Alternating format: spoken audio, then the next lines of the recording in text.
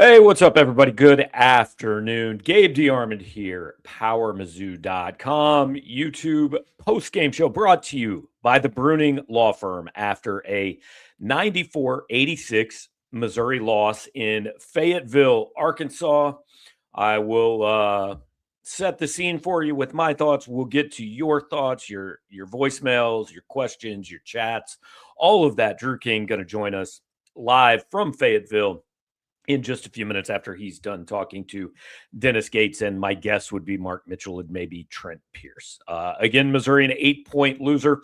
We'll get to all of that, but as we do before every game, I want to, or after every game, I should say, want to remind you that we are brought to you by the fine folks at the Bruning Law Firm. It is the fastest growing personal injury firm in the state of Missouri. I actually was on my way to St. Louis and passed a billboard on I-70 saying the very same thing. So if you get in touch with the Bruning Law Firm, which you can do for a free consultation at 573-400-2796, I want you to tell them you heard about them on Power Mizzou, not on the billboard on I-70. Give us a little love for sharing what they're doing and appreciate the Brunings being a part of what we are doing here on the show. So I know that it would be really popular to get on here and rant and rave and come up with all these things, and this isn't good enough and that isn't good enough and the season's doomed and the refs suck and all that. I have a feeling we'll get into the ranting and raving because I think my opinion about this game is going to make you guys kind of mad. Arkansas is just a little bit better of a team. If Arkansas plays well, and I thought they played relatively well today, they beat Missouri when Missouri plays well, and I thought Missouri played relatively well today. That game looked to me like a game between two NCAA tournament teams. Now, I think Arkansas is, a team that's probably going to be seeded somewhere around fourth. I think they are Final Four good when they are playing well. I think Missouri is a tournament team. I don't think Missouri's Final Four good. I think Arkansas has at least one pro, maybe three. And by pro, I mean playing in the NBA. I'm not sure Missouri has one right now. Jaden Stone's a really good player. I don't think he's an NBA player. Mark Mitchell's an excellent college basketball player. I don't think he's an NBA player. Trent Pierce, I don't know about that. But like Darius Acuff he's the best player in the SEC. He might be the best player in the country. Billy Richmond, Missouri dared him to beat them shooting the ball, and he did. Malik Thomas made a couple plays in the second half that you can't defend him. Arkansas is better and they're more athletic, and I saw it in the chat, and I wrote it in instant analysis. They won this game at point guard. I know Darius Acuff was only 4 of 11 from the field, but I don't care. He got to the free throw line 13 times, made 11. So much of what Arkansas was doing, so many of those jump shots were because Acuff was getting around his guy and getting into the lane and kicking it to a guy that was open, and Missouri wanted somebody that wasn't Acuff to beat them. I mean, he scored 20, which is a good game. It is below his season average. He scored 49 against Alabama. So they said, we want somebody else to beat us. Well, Billy Richmond scored 21. Malik Ewan scored 16, might have been the best player on the floor for him. Malik Thomas scored 14. Trevon Brazile scored 12. That's how it goes, guys. Mark Mitchell was really, really good for Missouri. 26 points on 8 of 12 shooting, 9 of 12 from the line. Also a team-high 8 assists. He's going to be the second player ever to lead Missouri in scoring, rebounding, and assists. Trent Pierce had 22. It was a little bit of a quiet 22. Like, he hit some good shots. I didn't realize he was quite that good till the end. But Jaden Stone, not as good as he usually is. And Teo Barrett and Nate Robinson just got outplayed by a guy that's just better. I mean, I think the hardest thing and the least common thing to do in sports is to sometimes just tip your cap and say, hey, the other team's better than we are. The other team's better. Like, there's a reason John Calipari's had the career he has. He goes out and he gets NBA talent. And he did it at Kentucky year after year after year, and he's kind of done it at Arkansas. And when Arkansas plays well, now look, I think Missouri might beat them in 2 weeks in Columbia. I am not saying Missouri can never beat Arkansas, but they do have more talent. They were a better team today. Both teams came off down to the wire, tough games midweek. Arkansas is the only team in the SEC that hadn't lost 2 in a row all year. I know the complaints, if there are some, and I actually see a lot of people kind of saying, hey, outcome was about what I expected. I mean, and we're going to get into some positives for Missouri. But if there's a criticism, I think it is going to be, well, you can't give up 94 points and win. I agree. It's hard to give up 94 points and win.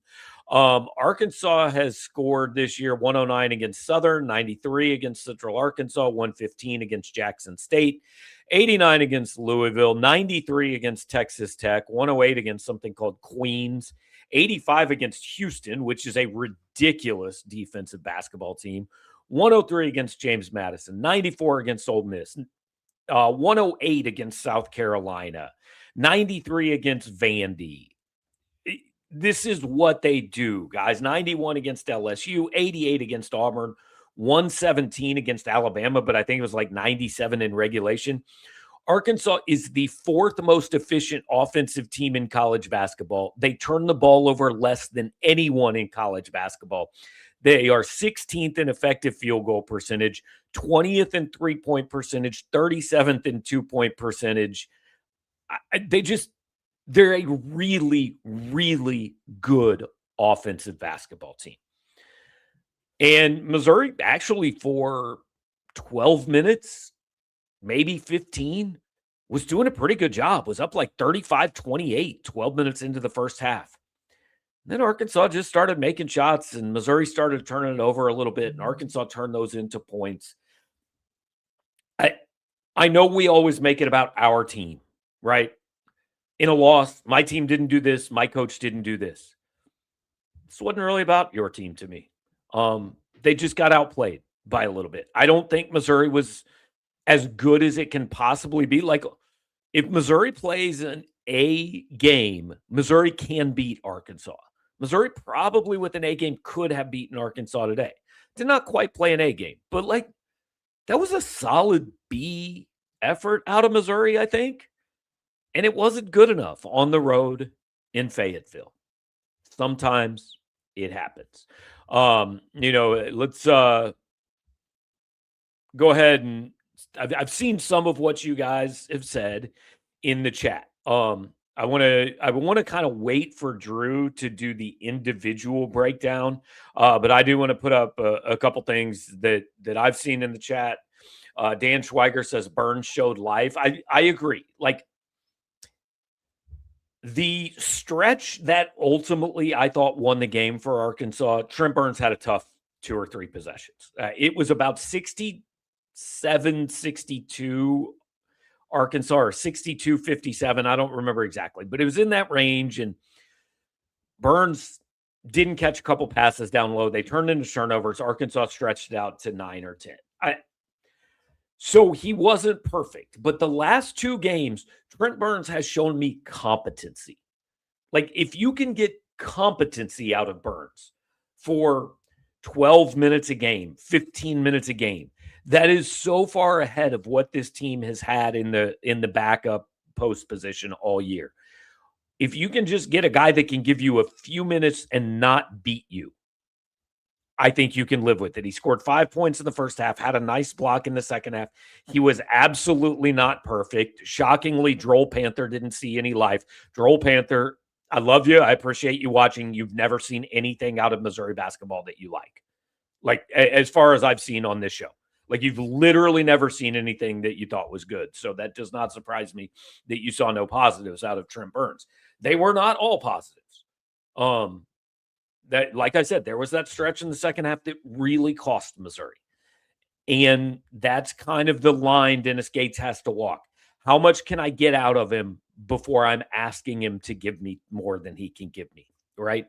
I really thought the biggest problem today for Missouri was point guard. T.O. Barrett and Ant Robinson combined for 10 points, 6 assists, and 6 turnovers. It's not good enough. Like T.O. had 5 assists, but he had 4 turnovers in 19 minutes. I thought Ant was actually the better point guard today.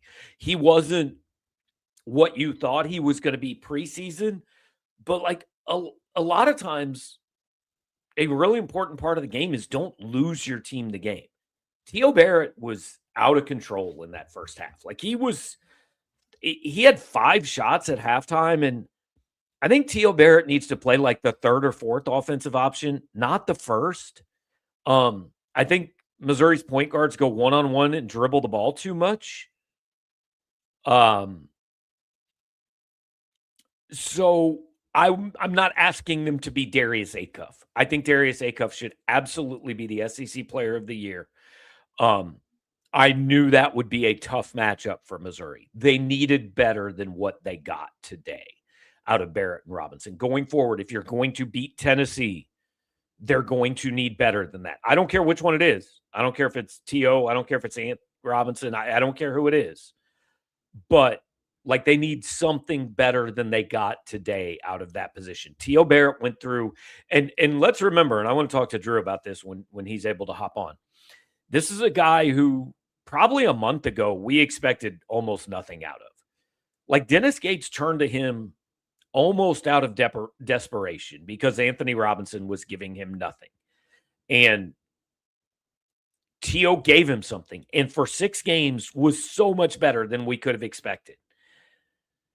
This might be a little bit of regression to the mean, what we've seen the last 2 games. You need better than what he's been the last 2 games. And I also do want to point out on Wednesday night against Vandy, and when I say 2 games, it was Texas and then this one. T.O. played pretty well against Vandy. But he had the flu against Vandy. It's possible he's still getting over that, So I'm not burying him. I'm just saying that today I thought the difference was point guard. And Mark Owens in the chat put it perfectly. T.O. plays like he's that guy, and he's not that guy. Right.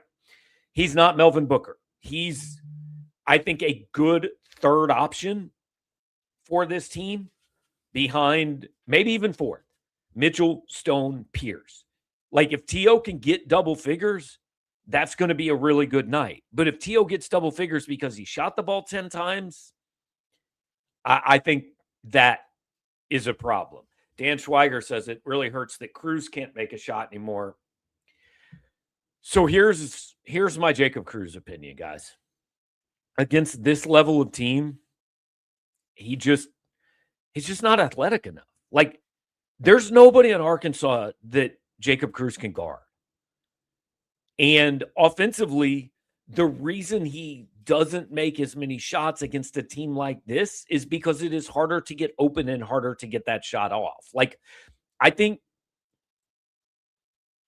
there are a lot of signs that Jacob Cruz is kind of like a 4A player, right? He's an excellent mid-major player, maybe too good for that level.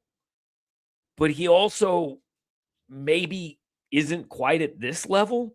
I mean, he can play a role, and that's where I want to be careful here by, not being overly negative and insulting a guy. Like he can play a role, but I don't think that role can be 20 minutes a game against Arkansas. Let me look at the box score. He played 8 minutes today, and I think in those 8 minutes it became pretty obvious. Yeah, this is a bad matchup for him. I mean, essentially, Dennis Gates was down to a 6-man rotation today. He had Pierce, Phillips, Stone, Mitchell, and then Robinson, Burns, and Barrett kind of combined to be 2 guys. They combined to play 56 minutes between 3 of them. T.O. because of foul trouble and struggles. Ant ended up with 4 personal fouls too. Burns just because, 12 minutes is about what you hope to get out of him. I think trying to push for more than that is probably asking a little bit too much. So what does this mean big picture? Drew's going to be on in a couple of minutes and we'll talk about it, but you wanted a 1-1 week and you got a 1-1 week. I know you wanted a 2-0 week. I know you always want a 2-0 week, and that is. But coming into this week, had I told you Missouri is going to go 1-1, like 90% of people would have taken it, and 100% of reasonable people would have taken it. This is probably the hardest week on the schedule, because technically I think Florida was a Saturday and then Kentucky was like a Tuesday or Wednesday, so that wasn't the same week. This isn't the hardest 2-game stretch, but it's the hardest single week. And Missouri went 1-1. And if they do that 2 more times, they're going to be in the tournament. And I'll be honest, they got a shot at a 2-0 week next week. I mean, you look at Tennessee. Tennessee's a good team. Just won at Vanderbilt. But Vanderbilt came here last week. Missouri beat them. There's no reason Missouri can't beat Tennessee at Mizzou Arena. If they do that and they go to Mississippi State and win, I think you're looking at a tournament team this time on next Saturday night. Now, not easy, right? There you're looking at it. Ken Pom projects them to lose. So individually, he projects them to lose all 4 games. But it's a 5-point differential, a 1 point, a 3 point, and a 5 point. So if you look down in the bottom right there at projected record, he has them 10-8, which would be 2-2. 2-2 is going to get this team in the tournament. If you still are one of the people that insist it won't because they played too many bad non-conference teams, like, I don't think you're paying attention. They were not even one of the last 4 in on Joe Lunardi's bracket today. Not one of the last 4 in on Field of 68. Not one of the last 4 in on CBS Sports. Like, and losing by 8 at Arkansas is not going to knock them out. They will still be, I believe, in the field tomorrow morning. The resume is good.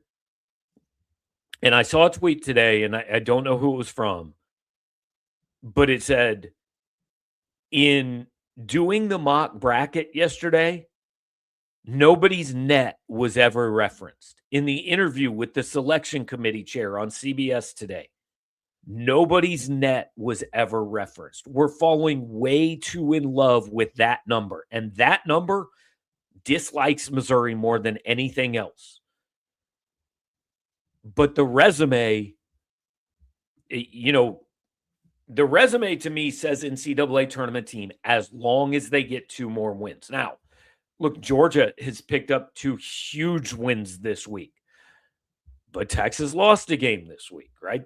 Texas A&M survived, got a win. Like, you're at the point of the season where you're starting to look at what other teams did. Like, VCU losing to SLU, actually really good for Missouri because SLU is probably getting in. VCU was a bubblish type team. They don't have a lot to show. Again, Texas at 17-10, 8-6 against the SEC. I know they beat Missouri, but like, the resume is relatively similar, and I think Missouri might have better wins. Texas A&M at Oklahoma tonight. That's a game Texas A&M really, really could use a win in. So I'm not guaranteeing anything, but if they go 2-2, I think this is a team that probably gets in the tournament, and I don't think they're playing at Dayton. Do we have Drew King? We have Drew King, and he looks so much. It's the dressed up person and the hobo again. Drew, how you doing, man? I'm doing good. Hey, idiots, how y'all doing? So the reaction has largely been, I think, pretty calm and pretty realistic. What I said before you came on was, this just was more about Arkansas than Missouri to me. Like, Arkansas is more talented. And I thought both teams played pretty well. And when both teams played pretty well, the team with more talent probably wins most of the time. Yeah, when I logged on here, like, the first comment I saw, I thought was a pretty good one from Mizzou 1722, which was, Mizzou beats a lot of teams the way they played tonight. And I thought, like, the first half was a very solid effort out of the Tigers. And Dennis Gates brought up, like, you can be really proud that you scored 86 points on the road, especially in this building. Like, that's really hard to do. So there were definitely a lot of positives tonight. There were also definitely a lot of negatives, though. And while Arkansas, like Dennis Gates brought up, like they might be pound for pound the most talented team in the conference. I don't know. I kind of feel like Mizzou left something on the table here too. Absolutely. Like, I don't think Missouri was perfect. I said earlier, if Missouri plays an A game today, I think they win. And so, like, there were a few possessions there. They were within 5, and Trent Burns had kind of back-to-back turnovers, and that really hurt. And then it was 67-62, and Trent Pierce missed a layup, and Sean Phillips couldn't handle the rebound, and then Arkansas was up 9. Like, so there were points where you could see it. Tell me if you disagree. From about the 10-minute mark of the first half until whenever Arkansas went up double figures, which I don't think that was still about 5 or 6 minutes left. Like, I just kind of felt it was like Missouri just hanging on. Like, they were there, they were in the game, but every time they really had a chance, they couldn't quite make that push. And, like, I just kept waiting for Arkansas to make the push, and they finally did.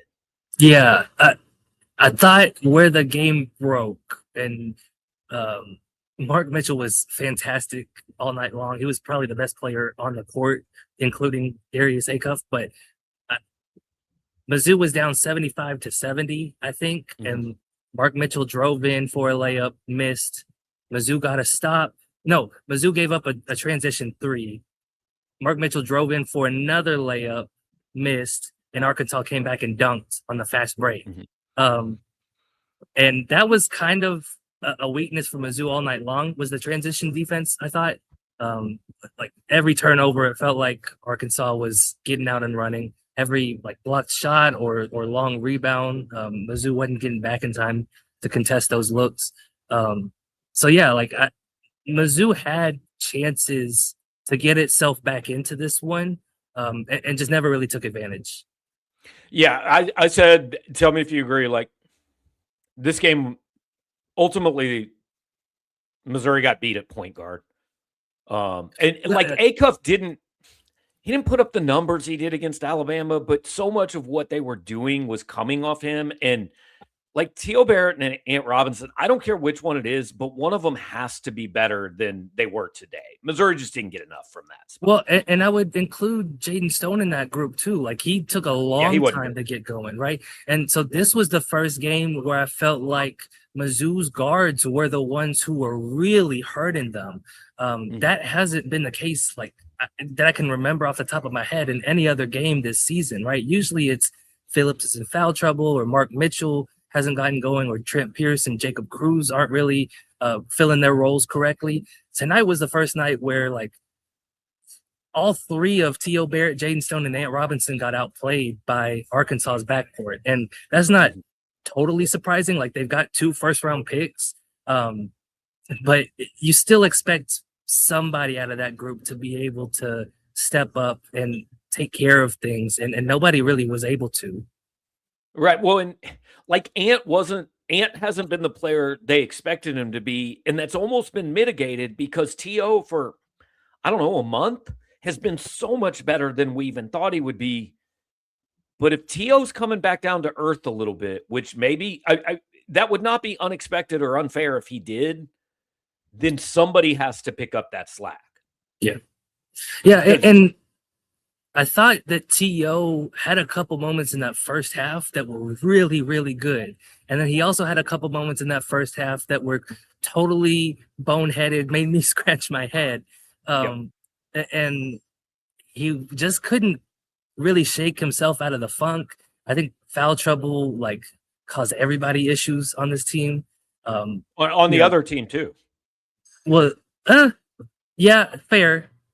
What I was gonna say though was, like, Mizzou's played a really physical brand of basketball all season. Arkansas is not that good of a rebounding team, but, like, Mizzou gave up the edge on the boards tonight. That's not something that we're used to seeing a whole lot from them this year. So that's where I thought the foul trouble really caused issues for them. Yeah, Billy, we can go ahead and put this super chat up on the screen because I just need Mizzou fan 9 is asking me to stay moisturized. I think this is the same guy who asked me not to die a couple shows ago, so it seems to have calmed down a little bit. He's just looking out for your best interests, I think. Absolutely, man. I appreciate that. I need some help here and there. So big picture. Look, man, this looks like an NCAA tournament team to me. Now, there's a world in which they go 1-3 down the stretch, and we get to the end of the year, and whether it's Notre Dame or LSU or Georgia or Ole Miss or whatever, you go, literally any of them turn the right way. But this looks like an NCAA tournament team to me that lost to a little bit better NCAA tournament team.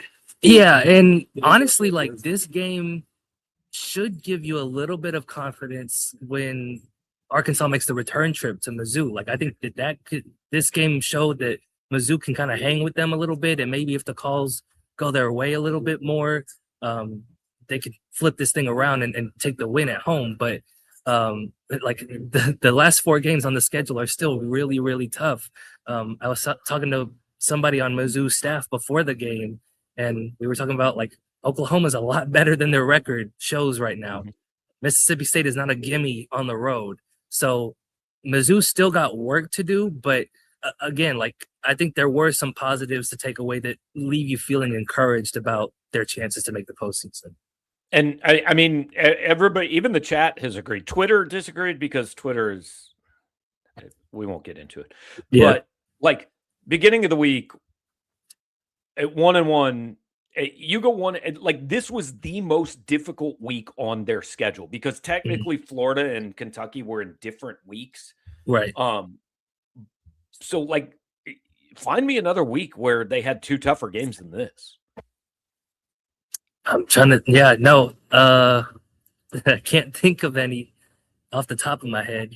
On the road at Notre Dame and then home, or I guess technically on the road against Kansas might be second toughest, but I wouldn't put that on the same level as these past 2 games. Like Notre Dame wasn't a ranked team. So right. And their toughest back-to-back games were Florida and Kentucky, which the irony is they went 2-0. You know, right. But,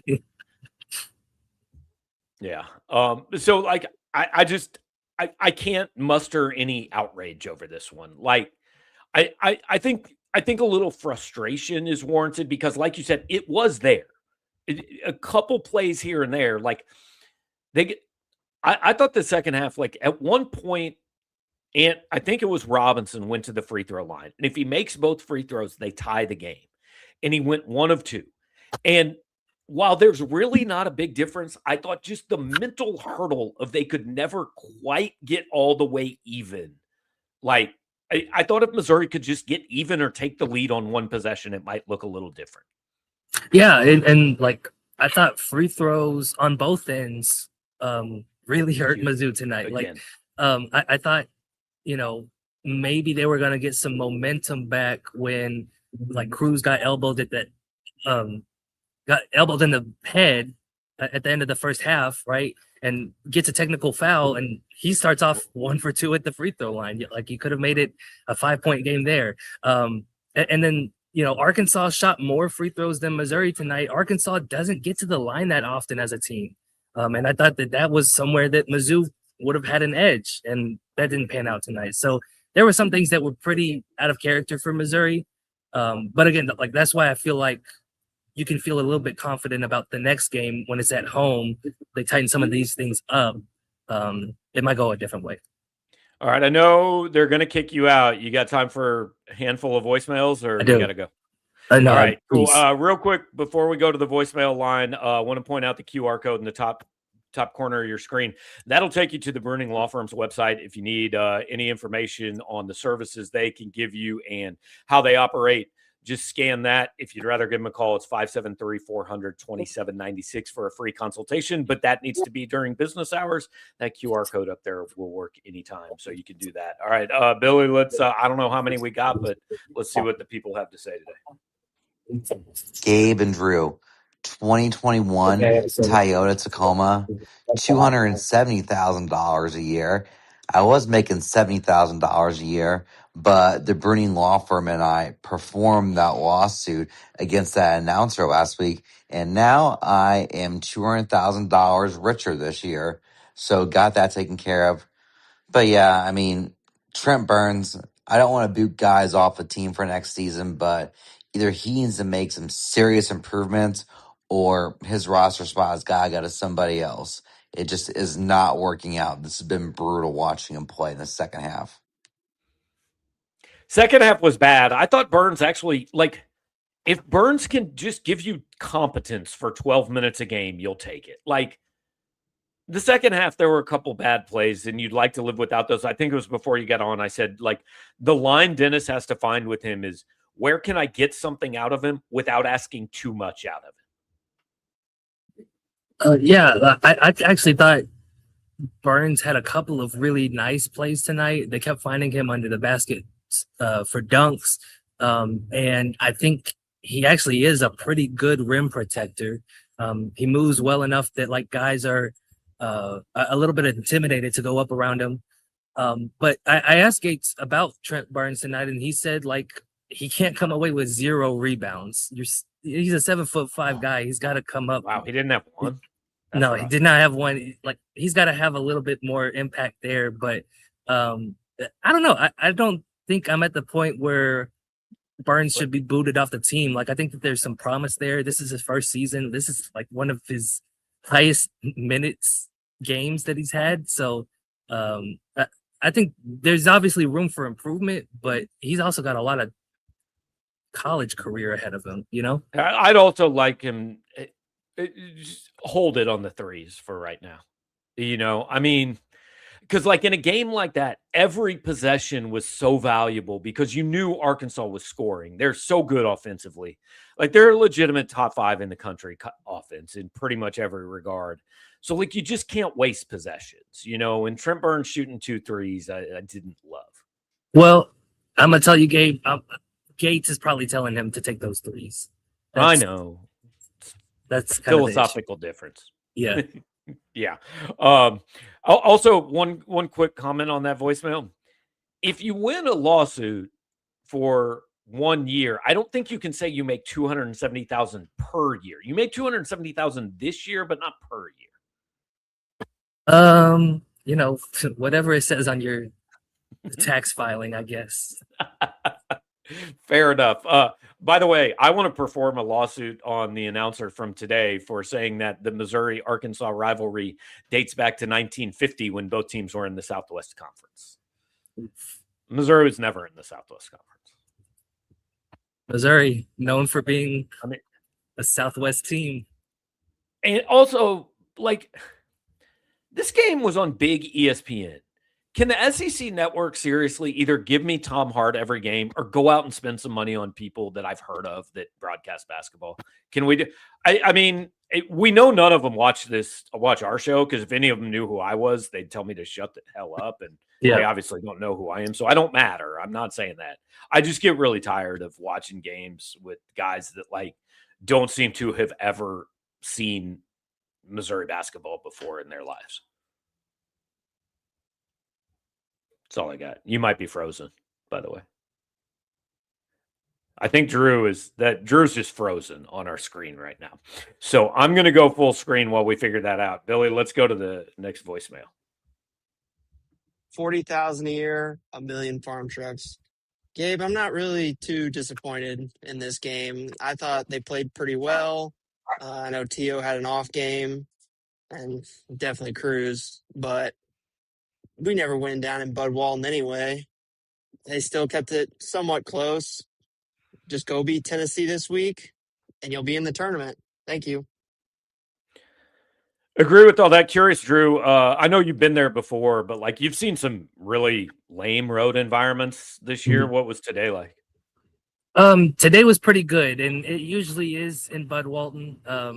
I won't say it was a sellout crowd. There were still some empty seats for sure, but they still had people, you know, at the very top of the nosebleeds. So pretty good road environment. The question I was going to ask you before I rudely got kicked off the Wi-Fi game was, would you rather have had the announcers in today's game or have Jay Billis call it? Because I know you hate both. Yeah, probably today's game. Okay. But I feel like because like these guys weren't preaching at me, they just didn't know enough. Yeah. Yeah, it's gonna be. I might have to mute Michigan Duke tonight if we're being honest. So, all right, let's go two more with Drew here, and then let him go. Let him go do his thing. All right, halftime report. Terrible finish to the half. Quick thing I have to say, I left a voicemail last game. You guys didn't do it, so didn't hear it. But basically what I was saying is I think Jaden Stone needs to have the green light at all times, and he needs to be shooting a lot fucking more. I think he's getting into – this is a dramatic point, but not a Caleb Grill type thing where no matter what shot he takes, I'm okay with. But he's getting closer based off that last game. And, I mean, come on, dude. You only shoot one shot in this first half. I think the roles needs to be reversed with him and Jacob Cruz. I think Dennis Gates needs to give him that little pep talk in the beginning of the season that he did with Jay Cruz. Like, oh, I need to make 100 threes this year. No, brother, you need to give that to Jaden Stone. I don't care if he shoots it every single possession. He can do that and miss for maybe 2 or 3 games, and I'd still be okay with it. Just shoot more, brother. All right, halftime report. Go ahead. Yeah. I was going to say, I got news for that guy. Dennis Gates did say he wants Jaden Stone to make 100 threes this season. He said it the same as Jacob Cruz. Jaden Stone has the green light. So whatever shots he's not taking, it's because Jaden Stone is turning them down, right? Dennis Gates wants his guys to shoot the shots that they're comfortable with. Jaden Stone just isn't comfortable with taking the same shots that Jacob Cruz is right now. Yeah, I agree, though. You need to, like, it's almost Tamar Bates like at this point. Like, dude, you can't end a game with 6 shots. We need you to end every game with 14 shots. Yeah, that's fair. He also brought up a point, like, I don't even know that I necessarily blame Missouri today. Like, I don't think they did anything hugely wrong, but dude, this team has to be minus $1 million in the last 30 seconds of the first half this year. It is uncanny. Yeah. Somebody, maybe it was after the Kansas game, but I remember somebody putting on the board, we might just want to kneel it with our last possession at the end of the first half moving forward. Yeah. And I mean, like the 3 that I don't even remember who hit it for Arkansas, but like it was out of the corner. It was just a ridiculous rainbow. Like, I don't think it was a great look, but it goes in, and then Jaden Stone misses one that was pretty open. Like, that's how the last, and it turns a game that you thought had a chance to be tied into a 6-point deficit. And you go into halftime. I thought that team had played pretty well, and they're down 6. Yeah. I 100% agree with you. And like also, Gabe, the second half defense these last couple of games, not great. Somebody on Twitter wanted me to count how many stops that they've had in the second half in their last 3 games, and that guy doesn't think that we would get to my second hand. So you'd get to the second hand, but I'm not 100% sure you'd get to 20. Yeah. So Mizzou closing out games, definitely a little bit of a red flag right now, and closing out halves.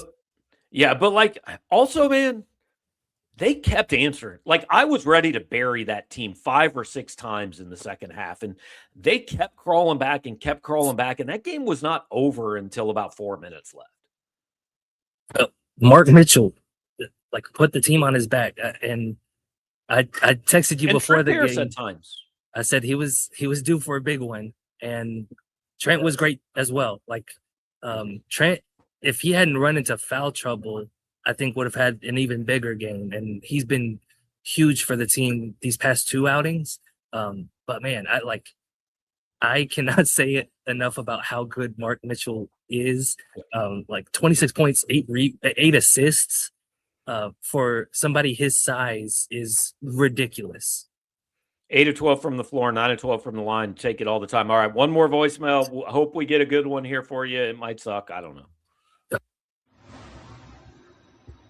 Caleb, $53,000 a year, 2012 Honda Civic. If you gave me that 6-game stretch between Vandy, Arkansas, Tennessee, Texas, Mississippi State, Oklahoma, Arkansas again. That might have been 6%. My bad. Don't follow me. Math's not something that you need to do on a weekend. This was the hardest game at Arkansas, and we played well for the majority of it. I would like to see the rematch in Mizzou Arena, but I'm not going to hang my hat on this. I feel like we should be the favorite in every single one of the rest of the games. They're not the favorite in any of them. I was gonna say Kim Pom does not like them in any of the games. Ken Pom doesn't like Missouri this year, but like seriously, Drew, if on Wednesday, February 11th, you had woken up and I said, all right, the next 5 games at A&M, home for Texas, home for Vandy, at Arkansas, home for Tennessee, like what would you have said was successful? Probably 2 and 3. Yeah. I would have said if you go 3 and 2, you're elated. If you go 2 and 3, you've given yourself a chance. Yeah. The worst they can be is 2 and 3. Yeah. I agree with that. And like we said, like there's more work to do for sure, but like a lot of bracketologists had Mizzou as a 10 seed, not even like fighting their way on the bubble anymore. And so they'll drop back down a little bit after this game, but I could see some people keeping them at the 10 spot. And I don't see a lot of people moving them out of the bracket because of this game. And they I think they helped like that little 6-2 run at the end or whatever. It doesn't matter, but it does matter in the regards that at least this didn't become 18. Like the Texas game, the last 3 minutes, the game was already over and it went from like 11 to 18 or whatever. And so it seems so much worse. This one seems better because it went down to 8. And that's what really matters, Gabe.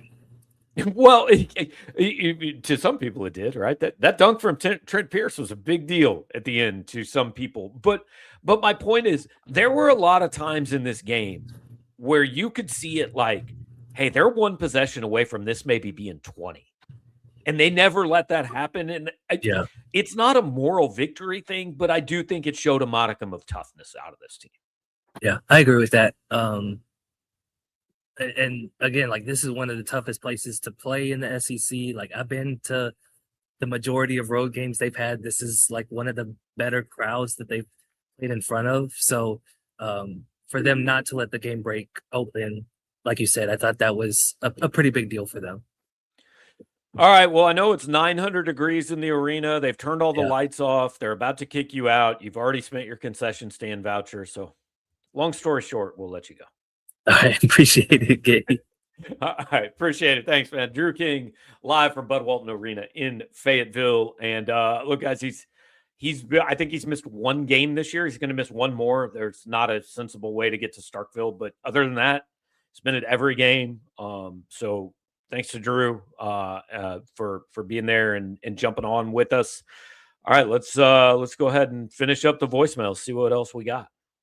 Well, down my 10. I guess it's almost over. I don't know. For me, I thought they wasn't hustling enough. It wasn't no real sense of urgency. Like in the first half when they made their little run, when they went up by 8, there was some urgency there. But it looked like in the second half, it was a lot of ball watching, rebounds coming off the rim, and they just kind of looking at it. I don't know. It just didn't seem like they was playing with that urgency. I know you say those dudes are pros and all, but we could have and maybe still beat them. But at this point, I know they're an up and down team. I accept who they are. I'm not going to fight it no more. Just accept it. I'm not going to blame Dennis Gates because they were shooting a lot of threes and they was missing a lot of threes too. And the turnovers was killing us. So that's not a Dennis Gates fault. I can't. Them dudes got to play better. They getting bread out here. But it's good, MIZ. I mean, there's no question. Missouri could have won that game. But also, I think I don't think the loose balls and some of the rebounds were necessarily like lack of effort. I think Arkansas is much more that is a freaky athletic team, guys. Like that's a much more athletic team than what Missouri faced against Vanderbilt. That's a much more athletic team than what Missouri will face against Tennessee. I mean, that's sheer talent wise. I think it's Florida, Arkansas, Auburn, Alabama. I think those 4 teams have the most talent / athleticism in this league. And, I think sometimes they make plays. All right, let's hit the next call, my fault. Gabe Drew, 07 Chevrolet Duramax, $101,000 a year. Not happy with the result. Not super disappointed. Played pretty well. And seems like in that spot, most of the times of the year, we've laid an egg. So, I don't know. That's kind of one of the things with us. We kind of struggle to guard teams whenever they're mega athletic, 1 through 5, and can really space us out and get a lot of dribble penetration. But we'll see. And I know there's been a lot of comments in the chat about like Billy Richmond went 2 for 3 from 3. It was clear Missouri was fine with him shooting those shots. He hasn't made many of them. He made them today. Honestly, I thought one of the reasons Missouri was as close as it was because Trevon Brazile kept insisting, like, he's 6'11", NBA athleticism, and he took 2 shots inside the 3-point line. If Missouri could have, if Billy Richmond's 3 other 3-point attempts could have gone to Trevon Brazile, Missouri might win this game. But sometimes guys make plays, and Billy Richmond made some plays. Malik Thomas made some plays, and Malik Ewan, I thought, was huge.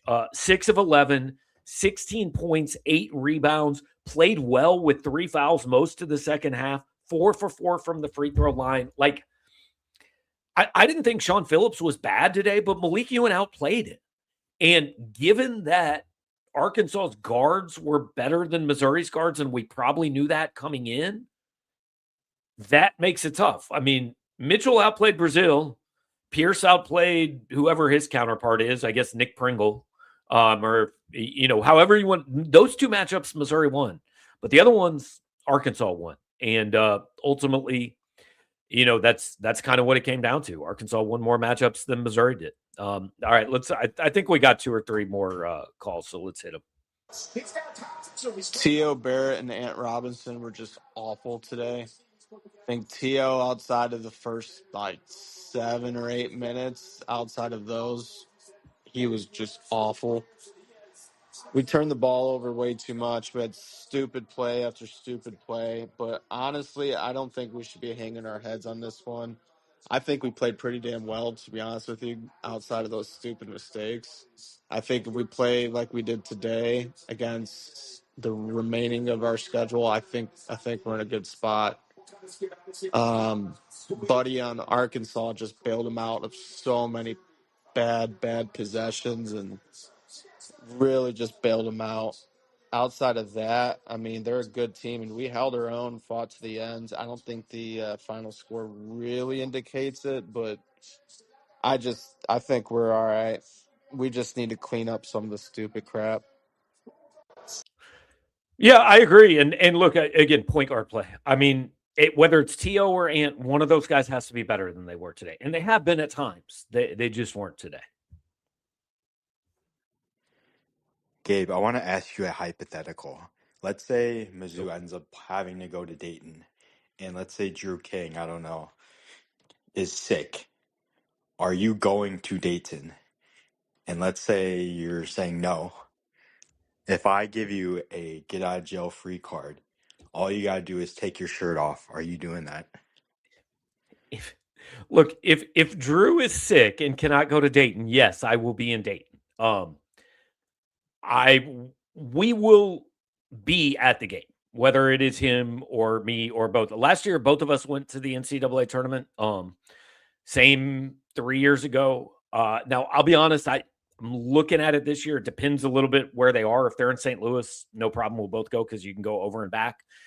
If it's travel in the first round, Drew will be there. I will likely do stuff here with you guys. And then if they were to get to the second weekend, we would both be there and double up coverage. But I think it's probably more effective to have me here and able to kind of run things from home base, at least for that first weekend or for Dayton. But yes, if Drew gets it, I mean, again, guys, we've missed 1 game this year. And like, I'm not, this is our job. I'm not trying to, pump anything up, but like today's game was 4 hours away by car at 3:00 in the afternoon. And there was a lot of people that cover Missouri that weren't there. We've gone to Baton Rouge and to Oxford and to Columbia, South Carolina, and to Lexington and to Washington, D.C., like we will be there. I absolutely promise you. Now, I'd rather have Drew be in Dayton than me, but if I had to pinch hit, I would do it. Let's finish up. Hey, old friend Stu Black here. I think you know what I drive. It's a Dodge Stratus, 99, cherry, white wall rims. Anyway, doesn't matter. When you have a 7'5" guy and you struggle to rebound, maybe it would be a good idea to have him closer to the basket than 30 feet away. I don't know. Long time listener, first time recorder. I'll hang up and listen off air. Yeah, the rebounding today was I think this is not an elite rebounding team. It's a decent to good rebounding team. It did cost them today, no question. Second chance points, I think, were 15 to 8 in favor of Arkansas, and 7-point difference in a 8-point margin, does matter. Offensive rebounds 11 to 7 in favor of Arkansas. So Missouri didn't get killed on the glass, but they did get beat. And that's again where I thought Malik Ewan, 8 rebounds, man. Sean Phillips had 4 and Trent Burns didn't have 1. In 40 minutes out of 7-footers, you got 4 rebounds. That's probably not good enough. So yeah, fair criticism today. All right, I think we've got one last call maybe. I hope it's Justin Tiger from Terry, Jeff City. Multiple times of the year, very depressed due to Mizzou athletics. Didn't expect us to win this game. Didn't expect to be in it, so I can't be too upset. But man, it just feels like we're missing pieces, and you've got to question the roster construction. And hopefully, it's better next year in the transfer portal. But just looking at this team, there's no guard play night to night. You need two of the 3, Stone, T.O., and Ant, to play well, and we just can't get it night to night. And it just feels like we lose those games just slightly each time. You got to question not using that extra roster spot on another flyer. And Stone is, and the biggest problem is that Mac was that answer. Stone was a flyer. So where would this team be without Stone? And I know we don't want to really think about big picture, but I just worry about that roster construction. I do. MIZ. Totally fair. We've said it. So a few points here. I'm going to kind of jump all over because good call. I agree with most of it. I forget Sebastian Mack's on this team, guys. I honestly do. I forgot he was on the roster. I forgot it's even an option to put him in the game. So yes, that's a miss, no question. And I don't think the answer was take another flyer at the end, right? The answer was get somebody good out of the gate, and they did. And that's a miss and absolutely deserves criticism. The one defense I will make, and it is not, I think this team is probably 2 guys short of being really good. So I think you still needed another one. But the defense I will give them is they thought Ant Robinson was going to be something that he just hasn't been. And it was not unreasonable for them to think that. I mean, I wrote about the numbers on Monday. They're almost exactly the same as they were last year. The problem is you expected more, 9 points and 3 rebounds and 2 assists or whatever it is. It's close to that. I don't know exactly. As a sophomore, you expect to become 13, 5, and 5, especially because he's playing more minutes and he's actually shooting the ball more. But it hasn't. The raw numbers have stayed exactly the same, and the efficiency numbers and the percentages have fallen off a cliff.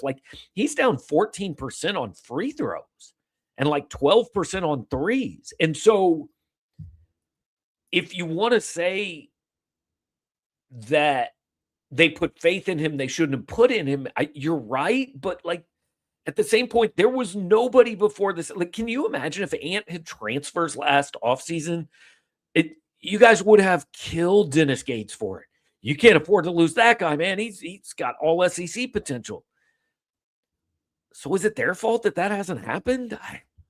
Some will say yes, because everything's their fault. But my point is twofold. Number one, I think you needed another shooter in the portal and you didn't do it. That's why the Mac addition didn't make a lot of sense to me, because he wasn't a shooter. He was like a driver, a guy that got to the free throw line, but he was absolutely not a jump shooter, which is what I think you needed. And then the second criticism is just they thought they had something they didn't have. So it's kind of one on each side. And what it adds up to is, like you said, yes, it is a team that is a guy or two away, right? Like, this isn't Arkansas or Florida. This isn't Arizona or Texas Tech. If it was, they would be like, we wouldn't be sweating these last 2 weeks. We'd be talking about what the seed is, and that's not where we're at. They still have work to do to get in. They are on the bubble for a reason, like we've said a number of times this year. And there is still the chance you get to the end of the year and you look at the last 4 minutes against Notre Dame, or the last 15 seconds against Georgia, or the last 4 minutes against Ole Miss, and say, that's what kept us from it. But that's every team. The difference between a really good year and a really bad one is like 6 possessions.